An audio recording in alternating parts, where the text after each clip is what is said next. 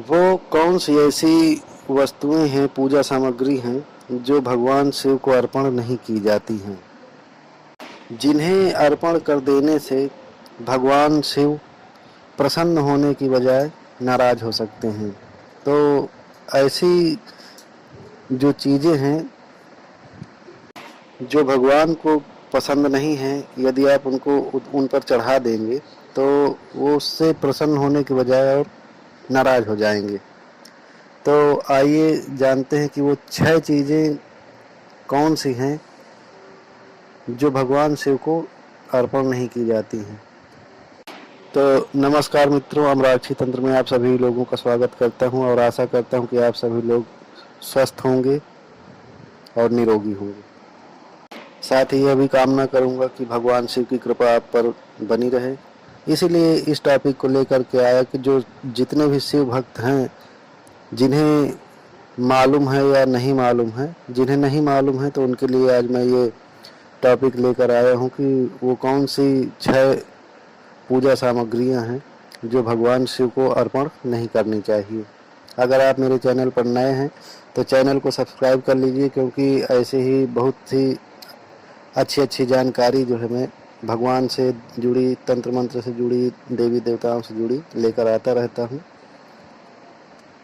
तो आइए जानते हैं कि वो कौन सी 6 पूजा सामग्रियाँ हैं जिन्हें भगवान शिव पर नहीं चढ़ाया जाता। शिव पूजा में नहीं होता शंख और तुलसी का इस्तेमाल। ऐसे ही 4 अन्य चीज़ें हैं जो शिव जी को नहीं चढ़ाई जाती।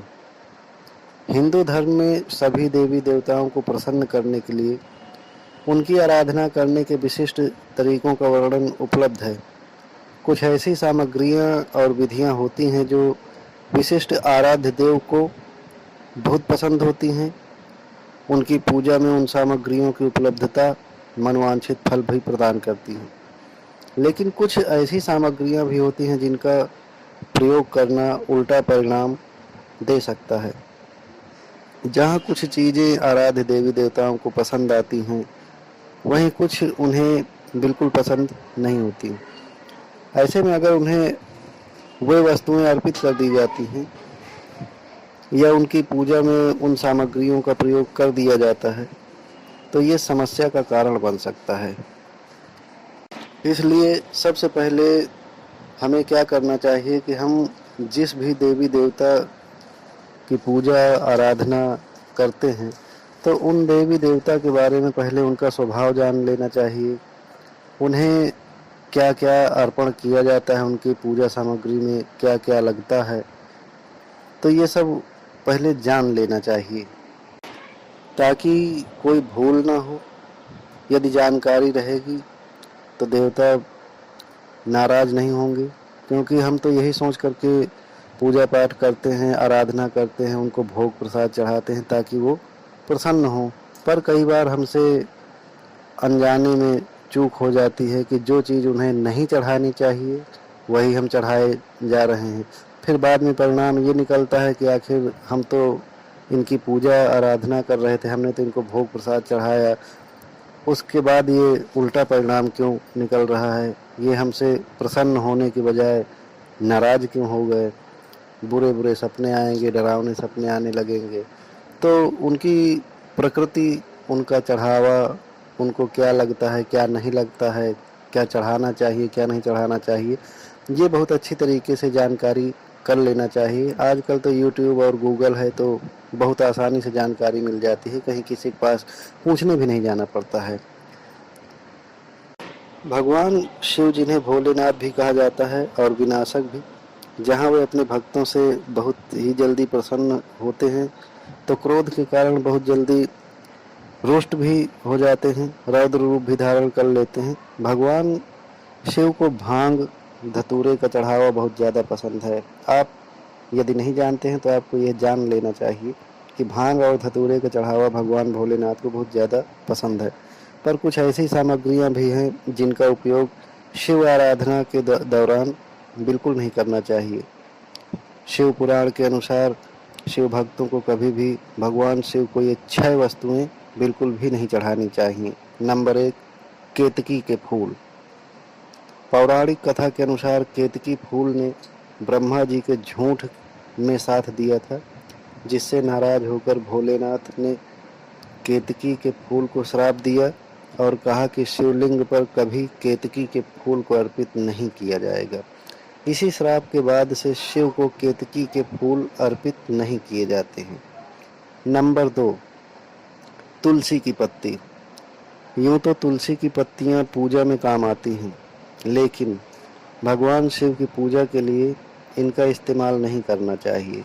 भगवान शिव ने तुलसी के पति अर्थात असुर जलंधर का वध किया था, इसलिए उन्होंने स्वयं भगवान शिव को अपने अलौकिक और दैवीय गुणों वाले पत्तों से वंचित कर दिया था।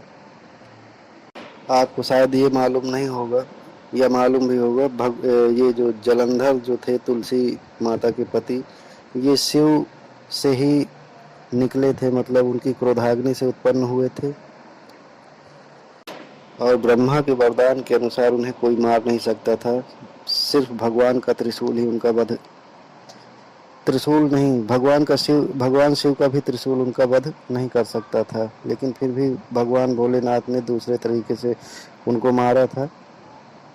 इसलिए तुलसी माता जो है भगवान शिव से रुष्ट हो गई थी और ये श्राप दे दिया था। नंबर 3, शंख से जल।